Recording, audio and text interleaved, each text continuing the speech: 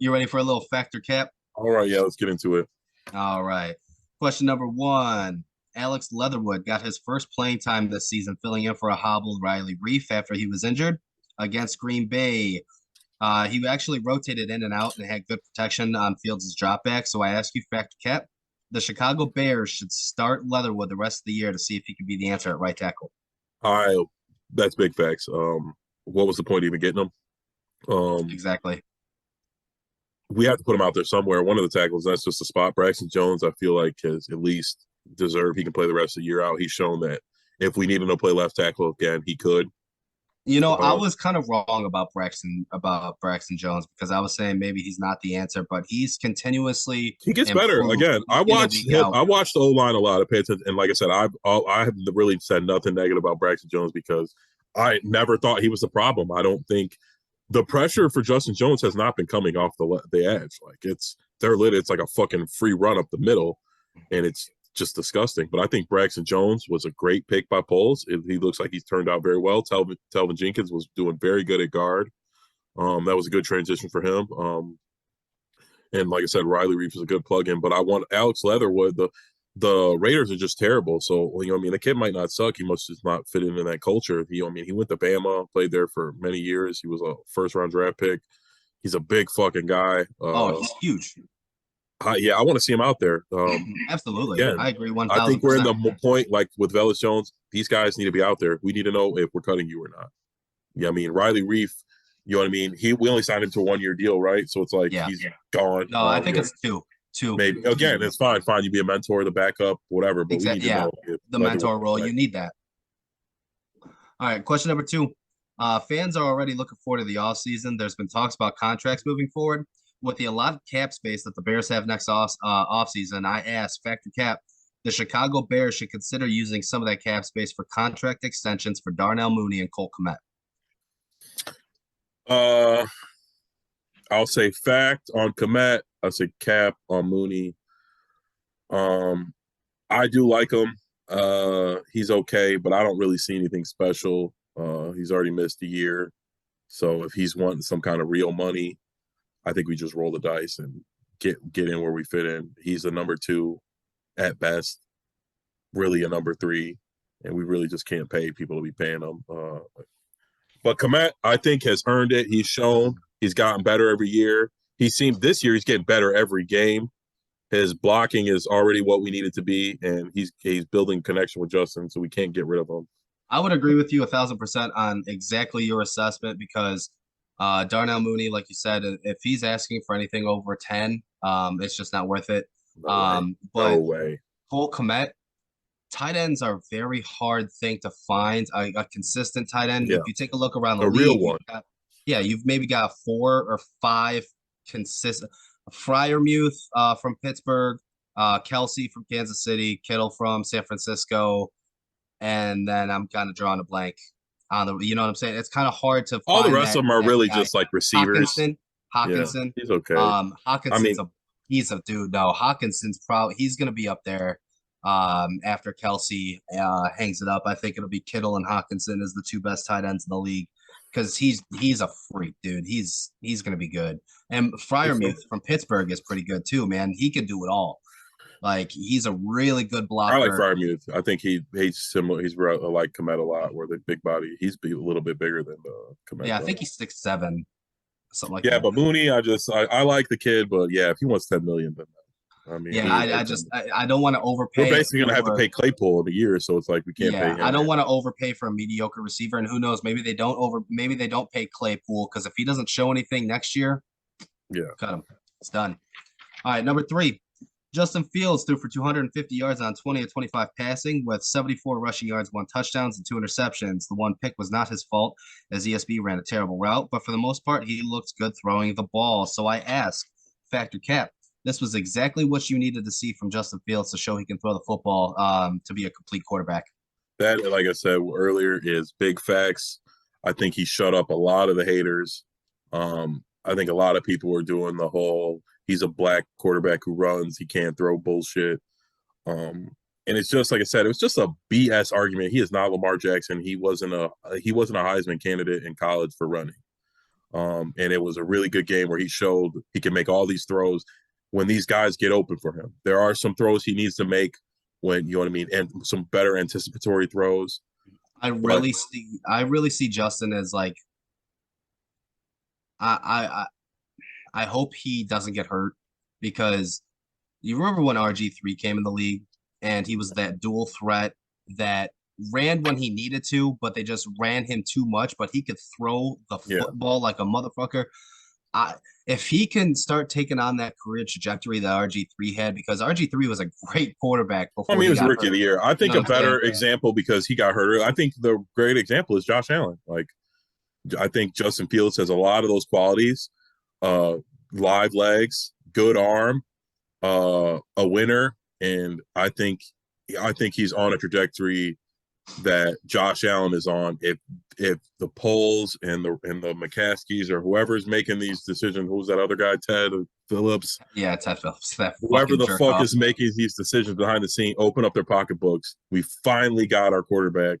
They kind of did sometimes for Cutler, every now and then, but I really think they need to go like we got like one of these special guys, like these fucking, you know what I mean, guys we're not getting, and you know what I mean, once every 20 years type of guys are going to be on your team. We cannot waste it.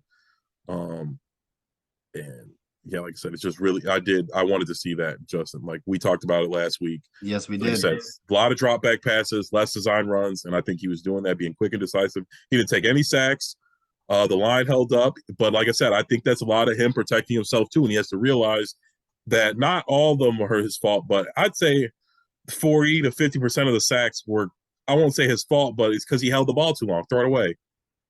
You know what I mean? Or you should have Yeah, been thrown it. Like, you know what I mean? I'm not saying they can't do a better job, but you have to protect yourself. And I think this game, Justin did a perfect job of protecting himself. Getsy called a clean game, and we looked really good against a quality secondary with a it bunch of. wasn't just the passing yards for me either. It was the completion percentage being 20 or 25 for that many Yes. yards. That's very impressive. He hit on some Um, of the deep balls, and he'd been missing exactly. on those the Perfect. last few weeks. The last like 3 weeks in a row, he missed a wide open person running, and it kind of hurt. Oh. All right, little college football. So Deion Sanders just became the head coach of a 1-11 Colorado team the other day, and is looking to use the transfer portal to bring them back to relevance like he did Jackson State this year. So I ask you, Factor Cap, with the way Coach Prime uses the portal and NIL deals being combined with the fact that players seem to want to flock to him, Prime will have Colorado competing for a playoff spot within a couple years. Now, remember, they are expanding the college football playoffs in 23 and 24 to 12 teams. In 23 already, so Yes. next year they're doing. Damn. Yep. I'll say 100% in a couple years, maybe not next year, but for sure the year after that. If he's staying, and then the year after that, and the year after that. He has already like 10 4 and 5-star prospects that have left. Yeah, but it's not as programs like easy as that. Alabama. And there's a Oh, I know reason it's some of not. these guys are in the transfer portal. Not all of them are fucking guys that are going to take you right to the fucking the. Oh, I know. I understand that. But yeah, I think they're he's going to put definitely an together a improvement team. over 1 and Yeah, 11. he's going to compete. I think next year they'll compete for the Pac-12 championship. But I don't think they'll be. They might make the playoffs, but I don't think so. I guess I'd have to see. I think that was a great signing, great hire for Colorado. Just know if you're the Colorado's AD, if he has any kind of success within the next 2, 3, Oh yeah, 4 he's out years, of there. he's gone. Well, SEC honestly, is he's just building. He's just building up for he's Florida building a State. resume. He wants to go to Florida State. They He's dropped the building a ball. resume. They should have just gave him the fucking job and let him, like, you know what I mean, figure it out. Who cares if they would have sucked for a year or two? They definitely would have. I guarantee they're kicking themselves. Oh Because yeah, Prime at Florida State with those boosters behind them, with that team history behind them, NIL deals and all that that other living stuff. in Florida, like his swag, like it would have been a done deal. They really are. I bet you they're kicking themselves right now that they were too big headed to think like, oh, yeah, He's changing the game of college football and how recruiting's done.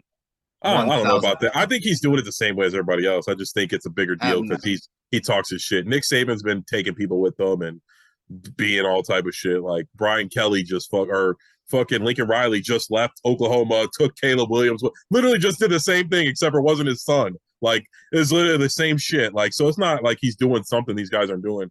Prime is just a goat, and everybody wants to talk about him. And it's that racial shit where they're like, "Oh, he left JSU." It's like I was reading a thing. He had got his car broken into 10 times.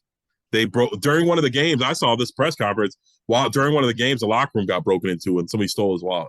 Like, I mean, like, come on, y'all got prime. Well, y'all got security to stop him from getting his wallet stolen. Like, man, and it's just annoying because it's like they're like, oh, the black players. It's like, have you looked at a college football team before? No matter what team he picks, it's Not even 70%. college. It's Yeah, college 70%. and pros, man. Like, fuck. 70, like no matter what school he picks, he's gonna be helping black players. Like, Yeah. But yeah, you're right. He's out the door as soon as, like I said, Florida State or LSU or maybe not Auburn. LSU, Auburn. Yeah, Auburn's a good one. Somebody like that comes to call, and maybe Ohio State.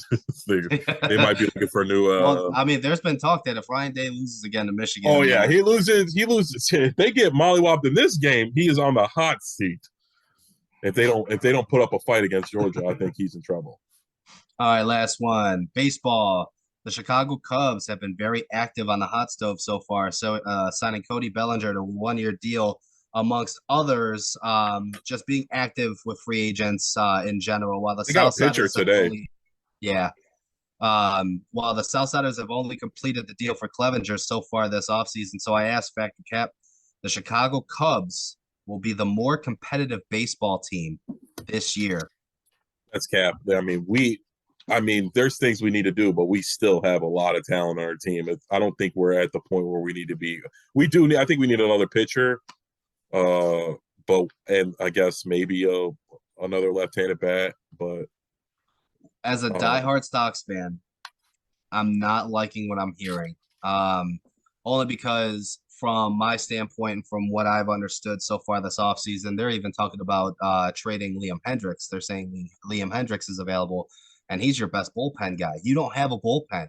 Your starters, you've maybe got 3 or 4 quality starters on that team. You're going to be trading Lucas Giolito because you're not going to be paying him. You need to get rid of him while you can. You know, maybe you're looking for a bounce back season, but I just don't think he fits in. You're going to have Kopech coming. You're going to have Crochet coming back. You know, you've got Lance Lynn. You know, you need that bat. You need that left-handed bat. You have a lot of holes that you need to fill in your roster, and trading away Lucas Giolito, Liam Hendricks. If you trade those guys, who are you replacing them with? That's my thing. I agree. If you're getting rid of these pieces, who are you replacing these guys with? You can't replace them with a bunch of scrubs. But I will say this: the Cubs last year did have a little bit of a more competitive streak towards the end of the season because they had no expectations on them. Nobody expected the Cubs to do anything last year. I think realistically, will they be a competitive team next year with the signings? Yeah, because Tom Ricketts has pretty much told Jed Hoyer, here's the checkbook, do whatever you need to do to make this team competitive again. After the last few years of him bitching about money, now he's actually opening the checkbook. Will they be competitive next year? Yes. Will they be more competitive than the White Sox next year? I think the White Sox have more of a chance to compete for a title than the Cubs. But the Cubs, they got a little hurt when Wilson Contreras signed with the St. Louis Cardinals. I just saw that before I walked in. Yeah. That was wild. They're going to be competitive. They're not going to be as bad as they were this year. I just think we just have way more talent on our roster. I don't think those guys are going to get injured. I don't know why I say that, even though they get injured every year, but. Maybe they can't be again. They can't all get injured at the same time again this year. If they miss the playoffs again this year, we're blowing it up. Rick Hahn will be fired. Oh yeah, that's not how they move. He's going to get like a promotion, and they'll hire his assistant. That's what they did. They do that. That's what they did with Kenny Williams. He kept fucking up, and they're like, you know what? We need to replace you. You know what? We're going to give you a promotion, and we'll hire your. It's like what they did with Garpax. Like they were. Hey, you suck at this, so we're gonna make you basketball. That guy's boss. You don't have to do your job anymore. You just have to tell the guy how to do your job that you couldn't do properly. Like just fucking stupid. Yeah. So the way Chicago sports are run, man, I don't know. I'm not. I just think it's been like it's like on easy mode because no matter how good we are or bad we are, they sell out. We fucking buy all the merch. We fucking eat up all the content, we call it and complain. Like no matter what they do, we just keep watching and supporting. Well, that's true with the exception of the White Sox. The White Sox White Sox have always been like the redheaded stepchild So as long as the Cubs, the Bears, and the Bulls are doing good, the Hey Black man, you got to be careful. You might be canceled for that statement. So you uh, better watch out. yeah, the White Sox and the Blackhawks, when they're sucking, they don't care. People don't give a shit about Chicago. They'll pretend like they don't exist. When the fucking Blackhawks are rocking, it's the Chicago pretends like we fucking love hockey. And then I'm when they not a hockey fan. I've never been a hocky fan. I I enjoy the watched game. I watched the the Stanley Cup Finals when they were in it and stuff like that. Yeah, But of course. for me, I would much rather. This is gonna make me sound like such a pussy. I would much rather watch soccer than watch hockey. I That's don't just know. me. It That's just depends. me. I just don't like hockey. I've never been a hockey fan. I prefer hockey Um, to soccer. I like soccer. I like, me, I'm a golfer. I'm an avid golfer. I won't watch golf on TV because that's like watching flies fuck. It's just very